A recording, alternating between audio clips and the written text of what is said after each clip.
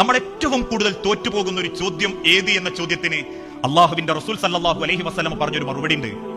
അത് അവരുടെ കുടുംബമായിരിക്കും. കുടുംബത്തിന്റെ ചോദ്യത്തിലായിരിക്കും എന്റെ ഉമ്മത്ത് കൂടുതലും തോറ്റുപോകുക. എന്റെ ഉമ്മത്ത് നമസ്കാരം ക്ലിയറാക്കും, അവര് നോമ്പ് നോൽക്കും, അവര് സക്കാത്ത് കൊടുക്കും, അവര് ഹജ്ജ് ചെയ്യും. പക്ഷേ അവരുടെ കുടുംബത്തിൽ, ആ കുടുംബം പടച്ച റബ്ബിന്റെ സ്വർഗത്തിന്റെ അവകാശികളാക്കുന്നതിൽ അവർ പരാജയപ്പെടും. ആ വാക്ക് അർത്ഥവത്താക്കുന്ന രീതിയിലാ ഇന്ന് നമ്മളിൽ പലരുടെയും ജീവിതം. നാട്ടിലെ പള്ളിയിൽ ഒന്നാമത്തെ തഫ്സീലാക്കാക്കണ്ട്, പക്ഷെ കുടുംബക്കാരായിട്ട് പണിക്കില്ല.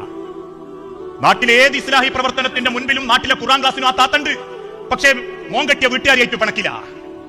നിസ്കാരവും നോമ്പും ഒക്കെ എല്ലാവർക്കും ക്ലിയറാ, ഹജ്ജും ഉംറക്കൊക്കെ എല്ലാവരും പരക്കം പായുന്നുണ്ട്. പക്ഷേ കുടുംബ ബന്ധങ്ങളുടെ തകർച്ചയും ആ ബന്ധങ്ങളുടെ അലോഗ്യവും ഇന്ന് പല കുടുംബത്തിലും സർവ്വസാധാരണയായി മാറിക്കൊണ്ടിരിക്കുകയാണ്. അള്ളാഹു നൽകുന്ന ഓരോ ബന്ധങ്ങളുടെ പവിത്രത പോലും തിരിച്ചറിയാനാവാതെ വാപ്പാനെ ഇമ്മാനെയും വെറുക്കുന്ന മക്കൾ ഒരു ഭാഗത്ത്, മക്കളിൽ വേർതിരിവ് കാണിക്കുന്ന മാതാപിതാക്കൾ